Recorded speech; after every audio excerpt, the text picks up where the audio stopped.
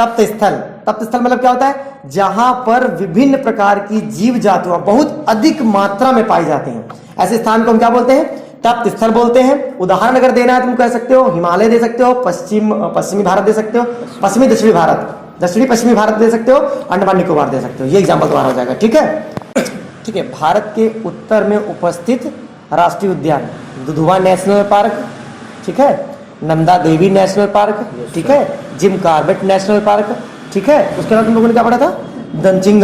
दचिंगम राष्ट्रीय उद्यान, ये तुम्हें याद रख लेना है। ठीक है। उसके बाद तुम्हारा दक्षिण में आ जाओ तो दक्षिण भारत में कौन आएगा तुम्हारा? पेरियार जो कि केरल में है, और नीलगिरी नेशनल पार्क तमिलनाडु केरल के बॉर्डर पे है सकते है ना।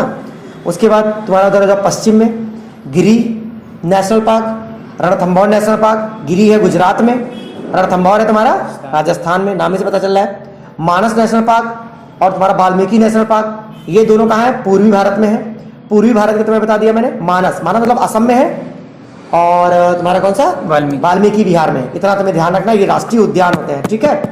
गिरी नेशनल पार्क में बब्बर शेर पाया जाता है। गुजरात जो है बब्बर शेर होता है, दाढ़ी वाला शेर। ये पूछा था बब्बर शेर कहाँ पाया जाता है, तो गिरी नेशनल उद्यान। ठीक है, ये दिमाग में याद रखना है तुमको। ठीक। काजीरंगा नेशनल पार्क असम में है, और जिसमें एक सींग वाला गैंडा पाया जाता है, बस वहीं पाया जाता है। ये बात दिमाग में बिठा के रखो तुम। काजीरंगा नेशनल पार्क में। ठीक है बेटा। एक बर्ड सेंचुरी होता है, जिसे अभ्यारण्य कह सकते हो, पक्षी विहार कह सकते हो। ये वे स्थान होते हैं जहां पर विभिन्न प्रकार के पक्षी आते हैं। जैसे नवाबगंज पक्षी विहार है, वहां पर ऑस्ट्रेलिया, अफ्रीका, पता नहीं कहाँ के पक्षी आते हैं, अलग अलग वैरायटी के। हाँ, तो उसे हम लोगों ने पक्षी विहार कह दिया है। ठीक है, तो पक्षी विहार का मतलब ये होता है जहां पर विभिन्न प्रकार के मिलेगा पक्षी मिले। तो सह विलुप्तता का मतलब क्या होता है? सह विलुप्तता का मतलब होता है यदि कोई जाति के समाप्त होने पर, खत्म होने पर कोई दूसरी जाति भी समाप्त हो रही है, तो हम इसे क्या बोलेंगे? सह विलुप्तता बोलेंगे। उदाहरण के लिए समझ सकते हो, अगर घास जो है टिड्डा खा रहा था और टिड्डा को मेढक खा रहा था, मान लो बीच की प्रजाति मेढक गायब हो जाए, तो फिर घास को कौन खाएगा? क्या स्नेक खाएगा? नहीं खाएगा। तो बेटा इस तरह खाद्य श्रृंखला खराब होगी तो कई जीव नष्ट हो जाएंगे। मतलब हर जीव के लिए एक निश्चित बनाया गया है। जैसे हमारी खोपड़ी ना होते जू ही ना होते, सिंपल नहीं समझे? बाल है तो जू है, बाल नहीं तो जू नहीं, तो जू हम पर डिपेंड रहते हैं। तो उस तरह से प्रकारिता होती है। समझे नहीं समझे? कोई एक्सटेंशन मतलब होता है एक जाति पर कोई चीज डिपेंड रह रहे हो। पर्यावरण दिवस कब मनाया जाता है? 5 जून को। पर्यावरण दिवस, विश्व पर्यावरण दिवस 5 जून को मनाया जाता है। 22 मार्च को अंतर्राष्ट्रीय जल दिवस मनाया जाता है। 22 अप्रैल को पृथ्वी दिवस मनाया जाता है। 22 जुलाई को जैव विविधता दिवस मनाया जाता है। देख लेना यार, जितना मैंने तुमको बताया 22 मई को भी कुछ होता है, आई फॉरगेट दैट। चलो, WW का फुल फॉर्म क्या होता है? WWF का हाँ, world wide fund, world life fund, WWF world wide मतलब जंगली फंड। हम तो सर वो बताए थे world wrestling fight. Tiger project क्या होता है? 1972 में टाइगरों को बचाने के लिए टाइगर प्रोजेक्ट लाया गया था। इसमें क्या किया गया था? जंगल में कुछ शेरों को स्वतंत्रतापूर्वक छोड़ा गया था, और उसमें शेरनियां भी थी, जिससे कपलिंग हो सके और नई जनरेशन बन सके। उसके बाद से देखा गया टाइगरों की संख्या में लगातार क्या हो रही थी? वृद्धि हो रही थी। 2200 टाइगर बचे थे, धीरे धीरे 4000, 5000, 6000 टाइगर पहुंच गए। इस बार भी हम लोग अफ्रीका से टाइगर लेकर आए हैं। इतना कहानी लिख देंगे, टीचर नंबर देगा कैसे नहीं। जैव विविधता क्या होती है? बायोडाइवर्सिटी क्या होती है? मैंने कहा था variation in all types of organism, जीव जातियों में विभिन्नता को हम जैव विविधता कहते हैं। हाँ बिल्कुल परफेक्ट में दिमाग में रहना चाहिए। जैव विविधता का मतलब क्या होता है?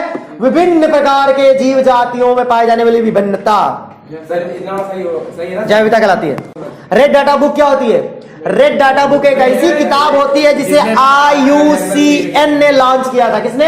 IUCN नहीं, IUCN, international union of conservation of nature and natural resources. इन्होंने एक बुक जारी की थी जिसको रेड डाटा बुक कहा गया था। उसमें विभिन्न प्रकार की जातियां जो खत्म हो चुकी हैं, जो खत्म होने कगार पे हैं, जो बहुत ही खत्म होने को महसूस कर रहे हैं, वल्नरेबल, इंडेंजर्ड एंड खत्म, 3 प्रकार की प्रजातियां होती हैं। हिंदी में नाम लिख सकते हैं वहाँ पे? हाँ, अपने मन से हिंदी में लिखो। बब्बर शेर कहाँ पाया जाता है? क्वेश्चन है। बब्बर शेर गुजरात में पाया जाता है, गिर नेशनल पार्क में, जो कठियावाड़ में है, गुजरात में।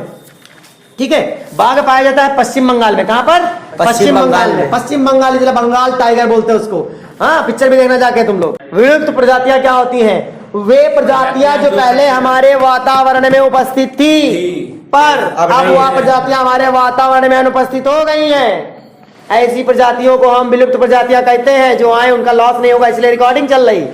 समझ रहे, रेडियो का सुन लेंगे, उनको पता चलेगा नहीं चलेगा? मजाक कम सीरियस ज्यादा है।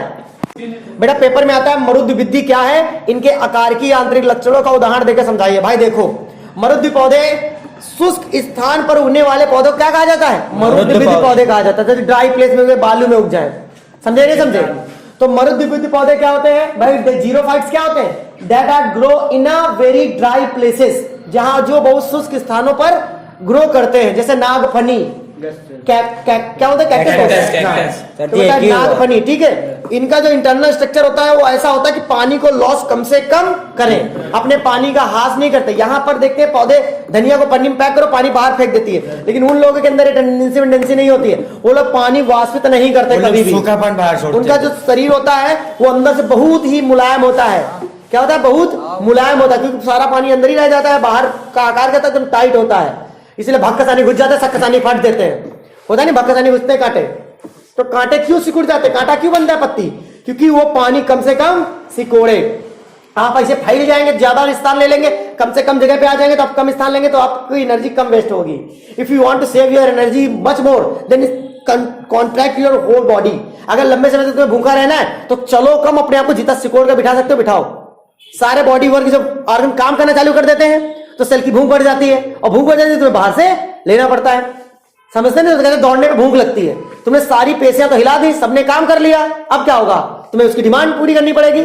अगर आप काम कम करते हैं, इसीलिए कहते हैं बड़े घर के लोग खाना कम खाते हैं। अरे खाएंगे, करते ही क्या जो खाएंगे हैं? खाएं, हाथी जैसे बैठे एकदम, शुगर बढ़ गया, बीपी बढ़ गई। क्यों?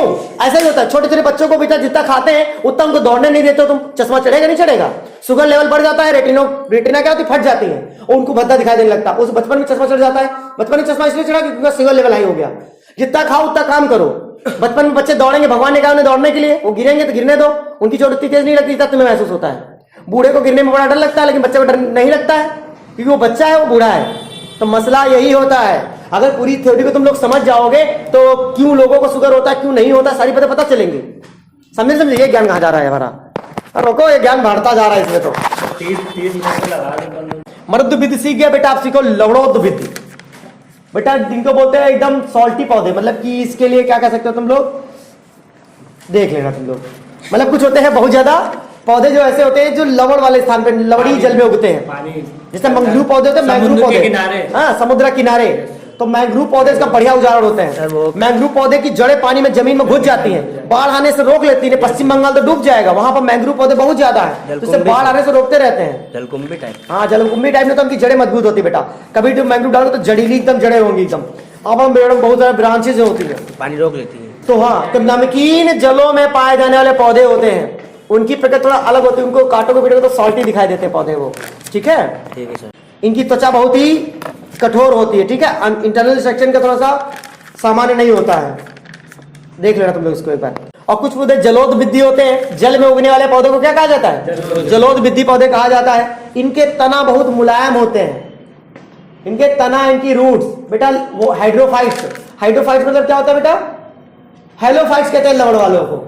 जो सॉल्ट वाले हैं उन्हें क्या कहते हैं? हेलोफाइट्स कहते हैं। तो बेटा वो सॉल्टी एरिया में ग्रो करते हैं, लेकिन हाइड्रोफाइट जो होते हैं, जलोदविद्धि जो पौधे होते हैं, वो कहां ग्रो करते हैं बेटा? जल में उगते हैं। इनके तना बहुत मुलायम होते हैं, इनमें पैरेन्काइमेटा टिश्यू पाए जाते हैं। इनकी संरचना बहुत ही साधारण होती है। कौन से? अनुकूलन क्या होता है? पेपर में आता है। अनुकूलन का मतलब ये होता है कि तुम कह सकते हो कि कोई भी जीव जाति, कोई भी पादप जब अपने वातावरण के अनुसार क्या हो जाता है? बदल जाता है बेटा। एडाप्टेशन बोलते हैं। क्या बोलते हैं? Adaptation. When the organism changes according to their environment. जब कोई जीव अपने पर्यावरण के अनुसार क्या हो जाता है? बदल जाता है, तो बेटा उसे कहते हैं एडाप्टेशन हो गया, उसमें अनुकूलन हो गया। अब बुआ फूफा क्या तुम जाओगे तो सिचुएशन है, उनके हिसाब से तुम्हें रहना पड़ेगा। अपने घर में कहीं चौड़े से सो गए और वहां चौड़े से सो जाओगे, नहीं सो सकते तुम, तो सिचुएशन बदल जाती है वहां पर। ठीक है। परजीविता क्या होता है? परजीविता। जब कोई जीव अपने भोजन के लिए किसी दूसरे पर डिपेंड हो तो उसे कहते हैं परजीविता। व्हेन पैरासाइट बोलते हैं। Parasite when an organism depend for their food another organism. जब कोई जीव अपने भोजन के लिए किसी दूसरे जीव पर क्या हो जाए, डिपेंड हो जाए, उसे बोलते हैं पैरासाइट है। क्या ये पैरासाइट। बट एक होता है मृतोपजीवी जिसे बोलते हैं सैप्रोफाइट। मरे पे जीवित हो। जब कोई जीव जंतु मरे जीवों पर क्या होता है, डेड डीके मटेरियल पे क्या होता है, निर्भर होता है, उसे मृतोपजीवी कहते हैं। क्या बोलते हैं बेटा, सैप्रोफाइट्स कहते हैं। क्या कहते हैं, सैप्रोफाइट्स कहते हैं। मैंने परजीवी बताया, पैरासाइट बताया, मृतोपजीवी बताया, सैप्रोफाइट बताया। एक होता है बेटा सहजीविता, सिम्बायोटिक एसोसिएशन। जो दोनों पर निर्भर। जब क्या होता है कि एक जीव दूसरे पर निर्भर हो, वो दूसरा जीव उस जीव पर, तीसरे पर नहीं, उसी जीव पर, उसी जीव पर निर्भर। एक दूसरे पर जब जीव निर्भर होते हैं, yes sir, you give something me and I give something you, yes sir, ये लिव गिव जो होता है ना, एक दूसरे को देना लेना, यही क्या होता है, सहजीविता होता है। पति पत्नी, हाँ देखे सर, समझे समझे। पत्नी घर में काम करती है, पति बाहर काम करता है, काम दोनों करते हैं। वो उनको खाना बना के देता है, वो उनको पैसा ला के देता है। सिचुएशन समझो, एक दूसरे क्या होता है, खाना नहीं बनेगा, हाँ, खाना नहीं बनेगा तो पेट नहीं भरेगा, पेट नहीं भरेगा तो काम नहीं होगा। डार्विन के अनुसार जीवों में दो प्रकार की स्पर्धा पाई जाती है। डार्विन का मतलब, स्पर्धा का मतलब होता है जीव जो होता है ना, एक तो जैसे एक कुत्ते ने 4 बच्चे का जन्म दिया। Don't write this example in your copy, but सुनो मेरी बात, एक समझाने की बात बताता हूं कि स्पर्धा क्या होती है। बच्चे ने 4 बच्चे जन्म लिए कुत्ते से, अब उन 4 बच्चों में आपसी लड़ाई होती है मदर का मिल्क पीने के लिए। मदर तो एक है। अब क्या होता है, उसमें जो बलवान थोड़ा सा भी हुआ ना, वो क्या करेगा, ज्यादा दूध पी लेगा और धीरे बलवान होता चला जाएगा। और 3 तो जब आपस में जीव जातियों में, जब ऑर्गेनिज्म में आपस में क्या हो, किसी चीज को लेकर स्पर्धा होने लग जाती है, उसे बोलते हैं बेटा हम लोग अंतराजातीय स्पर्धा। हाँ, intra specific competition. Mean same organism fight for living, अपने जीने के लिए आप समान जीव लड़ाई करें। दूसरी होती है अंतर जातीय, इंटर स्पेसिफिक। तुम्हारी कुत्ता मान लो बड़ा हो रहा है, अब उसे दूध पी के बड़ा हो गया, अब उसे एनवायरमेंट से लड़ाई करनी है। कोई जा रहा है, लात मारे नाले घुस गए ये पत्थर करते हैं बच्चे, वो सीधा खड़ा होगा, लेटा कुछ नहीं बोला कुत्ता, लात मारे नाले डूब जाएगा। अब वो अच्छे से करे, चढ़ के बाहर निकल गया है वो। ये होता है एनवायरमेंट से लड़ाई। यहाँ पर उसकी अपने से लड़ाई नहीं है, इसे बोलते हैं अंतरजातीय लड़ाई है। बिल्ली ने बैठ गए, तुम पिल्ली होते पी पी कर रहा है, बिल्ली है तुम पानी टुका चले गए, अंतर जाती है। कोई गाय हालात मार दे, कोई भैंस हालात मार दे, कोई, मतलब समझ रहे हो। इसे बोलते हैं हम अंतर जातीय लड़ाई, जब 2 डिफरेंट आदमी मिल जाते हैं लड़ने के लिए। तो अपने मन से जीवों में लिखना, ये आदमी के नाम ना डालना, कुत्ता बिल्ली मत लाना। समझ रहे हो जीवों में। एक होता है बेटा इकोटोन। क्या होता है बेटा, इकोटोन। मैंने कल बताया था इकोटोन तुम्हें क्या होता है। हमने कहा जहां पर 2 प्रकार के जीव समुदाय मिल जाते हैं तो उनके संक्रमण क्षेत्र जो होता है उनका, उसे इकोटोन बोलते हैं। क्या बोलते हैं, इकोटोन। हम कल बताया कि भाई मान लो ये यहाँ पर बिल्ली बिल्ला रहते हैं, यहाँ पर कुत्ता रहते हैं, यहाँ पर एक ऐसा स्थान है जहाँ पर बिल्ली बिल्ला मिल रहे हैं, इसे बोलते हैं क्या, इकोटोन। क्या बोलते हैं इसको, इकोटोन बोलते हैं, जहां पर दोनों प्रकार के जीव पाए जा रहे हैं। फिर ऐसे इसको है ना। अब ये से अच्छा है, यस सर, इधर बीच में समझे नहीं समझे। तो इकोटोन मतलब क्या होता है, where is 2 different kinds of organism community is present. समझे नहीं समझे, समझ गए नहीं समझ गए। yes, एक होता है की स्टोन, इकोटोन अलग है, की स्टोन अलग होता है। की स्टोन में क्या होता है कि एक स्पेसिफिक प्रकार की क्या होती है, जाति होती है, जिस पर पूरा जीव समुदाय क्या होता है, निर्भर हो जाता है। की स्टोन बोल देते उसे हम, कि की स्टोन प्रजाति है ये। मान लो तुम्हारे हिसाब से अगर तुम्हारे आसपास कहीं पर भी कोई किसान रहता है, एक एग्जाम्पल तो समझो, तो तुम क्या करोगे, तुम लोग सोचोगे कि हमको फल भी मिल जाता है, हमें गेहूं मिल जाता है, तुम्हारी जैसे प्रजातियां उसके चारों ओर रहना चालू कर देंगे। समझे। अब वहां पर कुत्ता रहेगा जाके, नहीं रहेगा ना, वो क्या कर, उसके काम की चीजें वहां नहीं मिलेंगी। तो एक की स्टोन प्रजाति होती है जिसके कारण सभी जीव जाते क्या होते हैं, उसके चारों ओर चक्कर लगाते रहते। एक पैसा वाला लड़का होगा, खाली कर, एक पैसा वाला लड़का हो, उसके चारों क्या होता है, कुछ इर्द गिर्द लड़के टहलना चालू कर देते जब तक उसके पैसा खर्च ना हो जाए। मेला में मेरा एक दोस्त था, बंद उसको। एक पेपर में आता है बेटा ट्रांसजेनिक जंतु क्या होते हैं, ट्रांसजेनिक एनिमल। थैंक यू बेटा। ट्रांसजेनिक एनिमल क्या होते हैं बताओ। ये वे जीव जंतु जिनको बायोटेक्नोलॉजी बताते हैं, इसको जैव प्रौद्योगिकी का प्रयोग करके क्या किया गया हो, बनाया गया हो। वे सभी जीव जिन्हें जैव प्रौद्योगिकी का प्रयोग करके बनाया गया हो, हाँ, उन सभी प्रकार के जीव जातियों को क्या कहते हैं बेटा, ट्रांसजेनिक कहते हैं। समझे। Transgenic animals are those animals which are modified by using biotechnology. Biotechnology के यूज करके हम कुछ एनिमल बना रहे हैं, कुछ प्लांट बना रहे हैं। जैसे बीटी कॉटन बनाया तुमने, बनाया नहीं बनाया तुमने? बीटी कॉटन बनाया, बीटी ब्रिंजल बनाया, बीटी पोटैटो बनाया, ठीक है। ये सभी एक प्रकार की क्या है बेटा? ये ट्रांसजेनिक हो जाता है। समझे? जेनेटिकली मॉडिफाइड प्लांट और animal are known as transgenic animal और प्लांट। जेनेटिकली मॉडिफाइड, समझे कि नहीं समझे? हाँ, बीटी कॉटन क्या होता है बेटा? बी और टी का फुल फॉर्म होता है बैसिलस थूरेंजेंसिस। बैसिलस थूरेंजेंसिस एक ऐसा जीवाणु होता है जो सभी प्रकार के जीवाणुओं को हानि पहुंचाता है, लेकिन उस पौधे को और खुद को कोई हानि नहीं पहुंचाता। बैसिलस थूरेंजेंसिस एक ऐसा बैक्टीरिया है जो बहुत ही हानिकारक होता है, बहुत हार्मफुल होता है, दूसरे को हार्म करेगा लेकिन खुद को हार्म नहीं करेगा। इसके वजह से कोई भी जीव कॉटन के को पौधे को क्या नहीं करता? नष्ट नहीं कर पाता, और कॉटन में ही वो उपयोगिता दर्शाता है। समझे? तो बीटी कॉटन बनाई गई थी, जेनेटिकली मॉडिफाइड कॉटन है। वो कैसी है? जेनेटिकली मॉडिफाइड, ठीक है। बीटी ब्रिंजल बनाया गया था, उसके कुछ हानिकारक लक्षण थे, इसलिए बीटी ब्रिंजल बनाना बंद कर दिया गया। बीटी पोटैटो बनाई गई, पोटैटो हानिकारक थी, बनाना बंद कर दिया गया। तो जो चीजें हानिकारक होती है उनको हटाता है, नहीं तो ठीक है। साइंस हमारी जिंदगी आसान कर रही है, इतना बात पता है। एक बेटा मानो इंसुलिन बनाया गया था। क्या बनाया था? मानो इंसुलिन। इसे ह्यूमिलिन कहते हैं। क्या कहते हैं? देखो, जब व्यक्ति में ग्लूकोज की मात्रा बढ़ जाती है, उसको ग्लाइकोजन में बदलने के लिए हम लोग इंसुलिन हार्मोन का प्रयोग करते हैं। लेकिन जब ये बॉडी में कम हो जाता है तो बाहर से हम एक इंसुलिन लेते हैं। क्या लेते हैं? बाहर से एक इंसुलिन की इंजेक्शन लगता है। कहते हैं लोगों से इंसुलिन मत लगवाना, नहीं, एक बार लग गया तो लत पड़ जाएगी। इंसुलिन का इंजेक्शन बहुत घातक होता है ना। तो बेटा अब क्या किया गया, उसे बायोटेक्नोलॉजी का प्रयोग करके हमने एक आर्टिफिशियल क्या बना लिया? इंसुलिन। ये जो बनाया हम लोगों ने, उसका नाम है बेटा ह्यूमिलिन। क्या नाम है? ह्यूमिलिन। ह्यूमन और इंसुलिन दोनों को मिला दिया गया ह्यूमिलिन। जैसे लीगर पिक्चर आई थी, लायन और टाइगर को मिला दिया था। लीगर है ना, हमने देखा नहीं लेकिन ट्राई है। जीन चिकित्सा क्या होती है? What is gene therapy? देखो, जब किसी मनुष्य में अस्वस्थ जीन उपस्थित होती है तो उसे स्वस्थ जीन में परिवर्तित करने के लिए, रूपांतरित करने के लिए बाहर से हम टेक्नोलॉजी लगा के किसी प्रकार उसको क्या स्वस्थ जीन में परिवर्तित कर देते हैं। तो इस तकनीक को क्या कहते हैं? हम जीन चिकित्सा कहते हैं। समझे? मान लो आपके शरीर में कोई हानिकारक जीन थी, उसको स्वास्थ्य जीन द्वारा क्या कर दिया? आपने प्रतिस्थापित कर दिया। तो बेटा इस तकनीकी का नाम होता है जीन चिकित्सा, जीन थेरेपी। मतलब कि जब आपके अंदर मान लो कोई ऐसी जीन है जो डिफेक्टिव है, तो डिफेक्टिव जीन को निकालकर एक हेल्दी जीन को ऐड कर देना ही क्या है? जीन थेरेपी कहलाता है। इसी तरह बेटा एंजाइम थेरेपी होती है, ठीक है। एंजाइम की सहायता से हम लोग कैरेक्टरिस्टिक्स को चेंज कर लेते हैं। और डीएनए का मुख्य कारक जो होता है वो क्या होता है? जीन होती है। जीन फैक्टर को ले जाती है इधर से उधर। तो एंजाइम थेरेपी में क्या कहता है बेटा?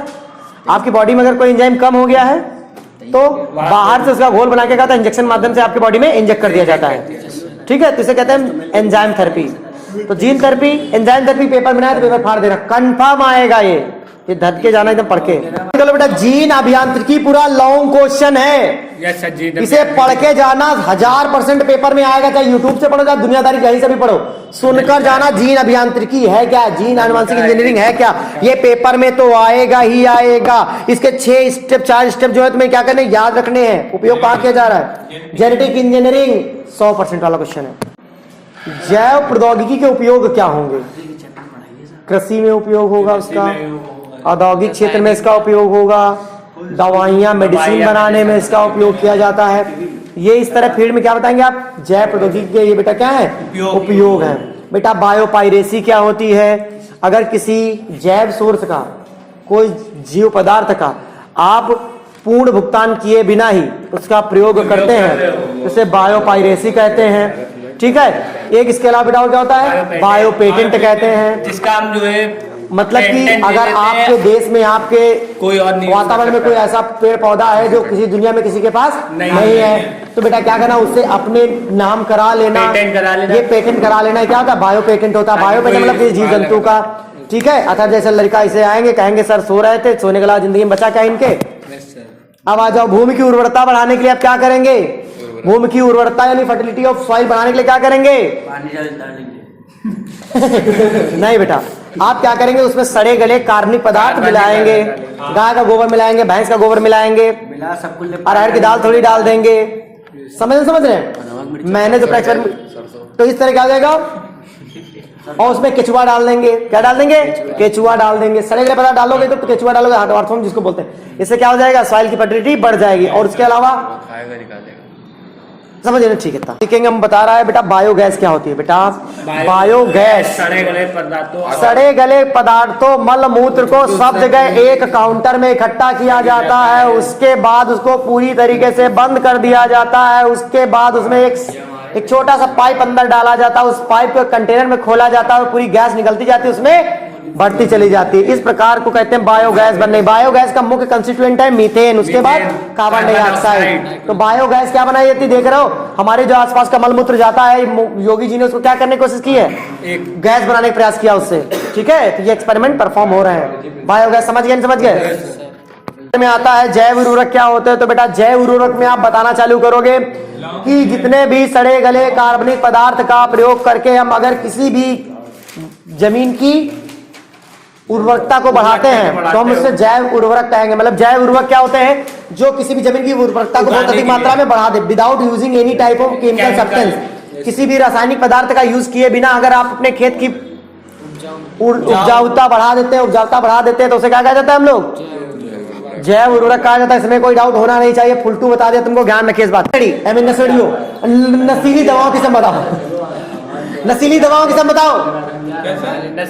नशीली दवाओं के क्या हाल होते हैं बताओ बेटा। नशीली दवा सर जैसे ड्रग्स हुई और दवाइयाँ हुई जिससे आप लेते हैं तो अपना देसी दारू या हीरोइन। अब क्या होता है? ड्रग्स या हीरोइन लेने से व्यक्ति की जो सोचने समझने की क्षमता हो जाती है बिल्कुल नील हो जाती है। ठीक है, उसे कुछ भी दिखाई देता है, सुनाई नहीं देता। उसे मन उसका काम करना बंद कर देता है बस। और पूरा स्वर्ग की फील करता हुआ ऐसा लगता है उसे पैराडाइज में पड़ा हुआ एकदम लेटा हुआ है। इसीलिए कहते हैं जो लोग ड्रग्स लेते हैं, ठीक है, उनके अंदर धीरे धीरे उनकी सोचने समझने की क्षमता क्या हो जाती है? कम हो जाती है। लिसन करना है। मैंने क्या कहा? जो लोग ड्रग्स लेते हैं उनकी सोचने समझने धीरे धीरे क्या होती है? खत्म हो जाती है। और धीरे धीरे उस चीज की क्या हो जाती है? वो आदी हो जाते हैं। अब इसमें क्या कहते हैं इन लोग को? ठीक है, अब सोचने समझने क्षमता करते तो वो क्या होता है? कुछ भी कांड कर देते हैं। अगर उनको ड्रग्स न मिला, अगर किसी को झापड़ मारना चाहे, कितना रेपुटेटेड इंसान हो, खून कर देते हैं। हाँ, तो मतलब इस तरह हो जाता है सिचुएशन। तो बेटा ड्रग्स लेने से आपका हाइपोथैलेमस वर्क करना बंद कर देता है। इतनी सारी कहानी होती है अल्कोहल लेने, ड्रग्स लेने से। अल्कोहल लेने से क्या होता है? कुछ देर के लिए क्या होती है? आपका हाइपोथैलेमस वर्क करना बंद करता है, लेकिन प्रॉपर बंद नहीं करता है अल्कोहल लेने से। बाबा भोलेनाथ जब भांग पी लेते हैं विद्यार्थी तब क्या करते हैं? वो भी रेंगने लगते हैं। हम 3 दिन रेंगे, लेकिन इस बार ये नहीं।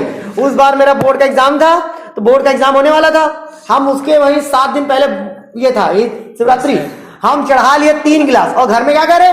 भांग का नशा तो हमें चढ़ता ही नहीं है, भांग का नशा तो हमें चढ़ता नहीं है। उसकी मम्मी ये सब घूम कहा रहा है, तो मम्मी पापा बात करने लगे, इसको चढ़ गई। 3 दिन तक नहीं उतरी थी मेरी, पूरा घूम रहा था, उल्टी पलटी। आप सभी को लोगों को क्या करना है बेटा? कुछ महत्वपूर्ण बीमारियां पड़नी, जैसे डेंगू बुखार कैसे हो जाता है? डेंगू होता है टागा वायरस से। किससे होता है? टागा। ये एक वायरस है टागा। ठीक है, तो टागा वायरस की वजह से क्या होता है? डेंगुआ हो जाता है। डेंगू मच्छर काटता नहीं, डेंगी काटती है, डेंगी। ये कटही ही होती है। चिकनगुनिया एक वायरल है। जब चिपके चढ़ जाते हैं बॉडी पे आ जाते हैं, ये वायरल हो जाता है। ठीक है, आपको पता है। फाइलेरियोसिस क्यूलेक्स मच्छर की वजह से होता है। आपकी बॉडी का कोई अंग क्या होता है? बहुत ज्यादा फूल जाता है, फाइलेरिया हो जाता है, जिसे बोलते हैं फाइलेरिया। इसमें पड़ भी रही बहुत ज्यादा मात्रा में। ठीक, फाइलेरिया दवा लेने के लिए कह रहे कुछ प्रॉब्लम हो रही है लोगों को। चिकन पॉक्स तो वो होता है तुम्हारा, माता जी बोलते हैं उनको। ठीक है, हाथी पाओ ये जरूर आता है। हाँ, ये थोड़ा सा दिमाग में पढ़ के जाना बेटा। क्या बेटा? हाथी पाओ ये फाइलेरिया जैसा होता है बेटा। तो वो मात्रा में फूल जाता है ना, दिमाग में रखे इस बात को बेटा। निमोनिया किससे होता है? Streptococcus pneumoniae. Streptococcus pneumoniae bacteria होता है, जिससे आदमी को क्या होता है? निमोनिया हो जाता है। निमोनिया में क्या होता है बेटा? सांस लेने में दिक्कत आने लगती है। इसलिए निमोनिया की दवा सिंकोना है ना, वो दी जा रही थी किसके? कोरोना वायरस मरीज को। काफी हद तक फायदा कर रही थी, लेकिन उनका फायदा नहीं कर रही थी। शायद हम करेक्ट है तो ऐसी बात होगी। उसमें देख लो किससे रिलेटेड है। खसरा, उत्पन्न, चेचक, विषाणु, माइकोप्लाज्मा रोग। ठीक है, उसके बाद बेटा तुम्हारा है टाइफाइड, सल्मोनेला टाइफी। टाइफाइड किससे होता है बेटा? Salmonella typhi. ये बेटा लीवर पर अटैक हो जाता है, आदमी खाना पीना बंद कर देता है, काफी परेशान, बहुत कमजोर हो जाता है, रक्त की कमी हो जाती है बेटा। हाँ, ये सारी तुम्हारी बीमारियां, लेकिन किंग को पढ़ डालो, मजाक नहीं होगा तुम्हारे साथ, सीरियसली आपको याद हो जाएंगी। सबसे महाबीमारी एड्स का बच्चा का नाम है HIV। पहले व्यक्ति को HIV होता है और फिर क्या होता है, एड्स में हो जाता है human immuno virus acquired immuno deficiency syndrome. होता क्या है, जब कोई एक व्यक्ति, सामान्य व्यक्ति को किसी ऐसे व्यक्ति का रक्त चढ़ा दिया जाता है जिसको पहले कभी क्या था, एड्स था, और फिर इस व्यक्ति की बॉडी में एड्स प्रवाहित हो जाता है। जैसे कुछ लोग, जैसे कि इसमें किया होते हैं, उनके पास ब्लड तो होता ही है, उनको ड्रग्स चाहिए होता है, तो क्या करते हैं, डर अस्पताल जाते हैं, अपना ब्लड डोनेट कर देते हैं, कहते हैं हमको इतना पैसा दे दीजिए, हमारे इतना ब्लड निकाल लीजिए। वो क्या करते हैं, उनका ब्लड निकाल लेते हैं, उनको पैसे दे देते हैं, जाके वो उसमें खरीद लेते हैं।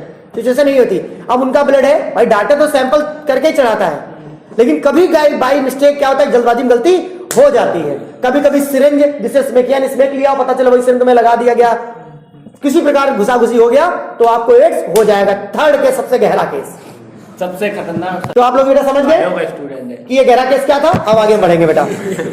तो टीका और वैक्सीन क्या होता है, वैक्सीन क्या होती है बेटा, वैक्सीन सर जी एक ऐसा एंटीट्यूड होता है जिससे लगाने से हमारे शरीर की बीमारियों को, वैक्सीन एक लिक्विड माध्यम है जो हमारी बॉडी में जब इंजेक्ट किया जाता है तो हमारी बॉडी की एंटीबॉडीज क्या हो जाती है, एक्टिवेट हो जाती है और बाहरी जीवाणु से वो लड़ने लग जाती है, बाहरी वायरस से लड़ने लग जाती है। तो ये बाहर से ही दी जाती है, जब खा नहीं सकते। वैक्सीन कभी खाते देखा, वैक्सीन लगाई जाती है, अलग होता है क्या, टीकाकरण वैक्सीन, टीकाकरण अंग्रेजी में बोलते हैं, टीकाकरण हिंदी में बोलते हैं, वैक्सीन हिंदी में बोलते हैं। सर जी पिछली बार क्वेश्चन में टीकाकरण वैक्सीन दोनों ही आ आया गया था। वैक्सीन बताइए और टीका।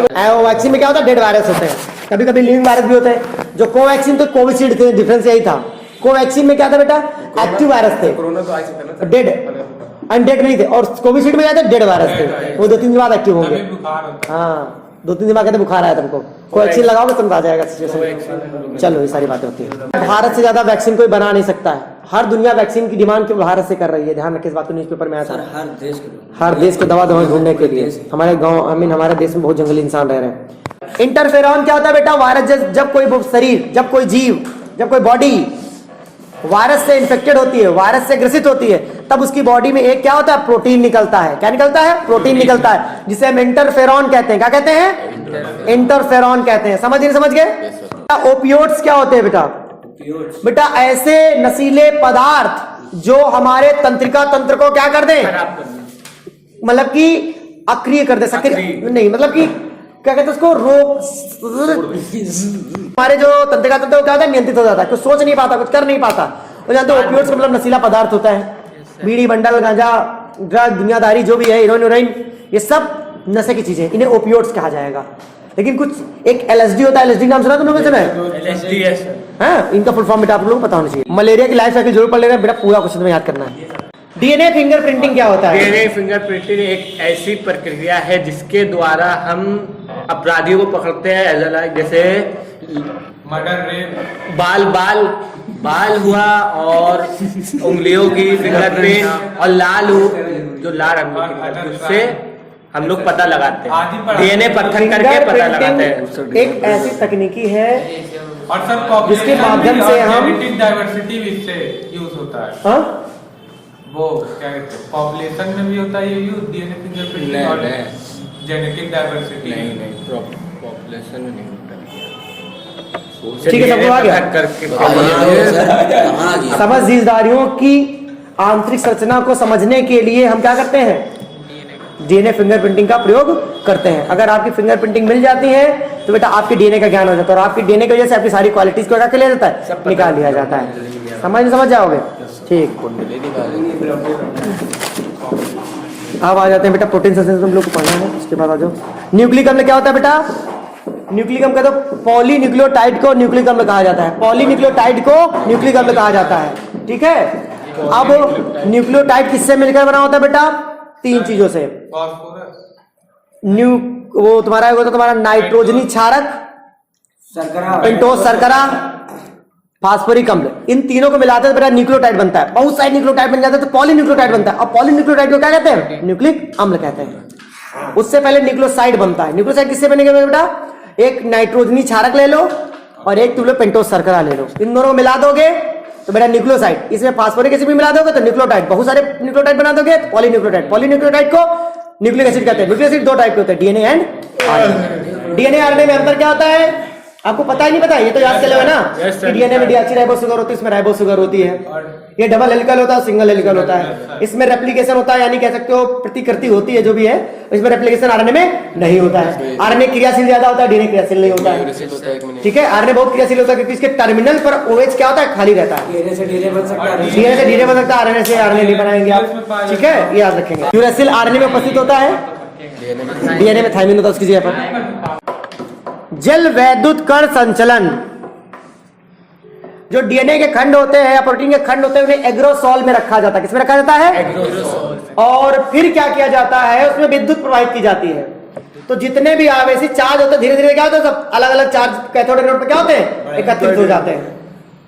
तो डीएनए के खंडों को, फ्रेगमेंट्स को क्या करते हैं, एक एग्रोसोल में रखते हैं, फिर उसमें बिजली प्रवाहित करते हैं। बिजली प्रवाहित करते कैथोड होना चाहिए और एक एनोड होना चाहिए। तो डीएनए के जो नेगेटिव पॉजिटिव खंड होते हैं वो अलग अलग सूरत पे क्या हो जाते हैं, एकत्रित हो जाते हैं। ठीक है, इस तकनीक को बोलते हैं जल वैद्युत कण तकनीकी। ठीक है, अब आ जाए तो बेटा प्रतिबंधन एंजाइम पढ़ लेना बेटा। एक एक्सोन्यूक्लियस होता है, एक इंडोन्यूक्लियस होता है। इनके विषय में जानकारी होनी चाहिए। एक आता है ज्यूटर आयन, क्या होता है बेटा, जब अमीनो अम्ल को जल में घोला जाता है तो बेटा ज्यूटर आयन का निर्माण होता है। जब अमीनो अम्ल को जल में घोला जाता है तो ज्यूटर आयन का निर्माण हो जाता है, इसमें कोई डाउट होना ही नहीं चाहिए। जीन क्या होती है, डीएनए की संरचनात्मक क्रियात्मक इकाई को जीन कहते हैं। Structural functional unit of DNA known है जीन। जीन का काम होता है कैरेक्टर को ट्रांसफर करना। क्या करना, सभी कैरेक्टर्स को ट्रांसफर कर देना। अब एक होता है जीनोम। जीनोम बहुत सारी जीन का क्या होता है, समूह, जीनोम कहलाता है। एक आता जीनोम प्रोजेक्ट। जीनोम प्रोजेक्ट का टारगेट ये था कि बहुत ज्यादा मात्रा में विभिन्न प्रकार की जीनों का अध्ययन करना। इसके लिए कई देशों ने बहुत अधिक मात्रा में पैसे भी दिए थे। तो विभिन्न प्रकार की जीनों का अगर हम अध्ययन कर लेंगे तो हम बीमारी आने से पहले उसका क्या कर लेंगे, पता लगा लेंगे। हर वायरस का एंटीटोड बनने में केवल 6 महीने लगते हैं, कोरोना ले लिया साल भर। इसका मतलब हमारी टेक्नोलॉजी इतनी हाई फाई नहीं है। इटली जैसा देश जहां टेक्नोलॉजी में सबसे भयंकर नाम आता है, वो फेल हो गया, घमासान हो गया। लोग कहते थे लाशें गिर रही, ऐसे गिर रही, पता नहीं चल रहा था कोरोना काल में। हाँ, तो मसला ये होता है, फिर धीरे धीरे इंडिया जुगाड़ बनाया, कोवैक्सीन बनाने की कोशिश किया, कोविशील्ड बना के दिया इंडिया ने।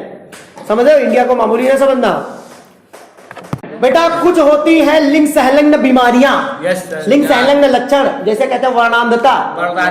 एक ऐसा व्यक्ति जो लाल और हरे में अंतर ना बता पाए, कलर ब्लाइंडनेस कहते हैं, वर्णांधता कहते हैं।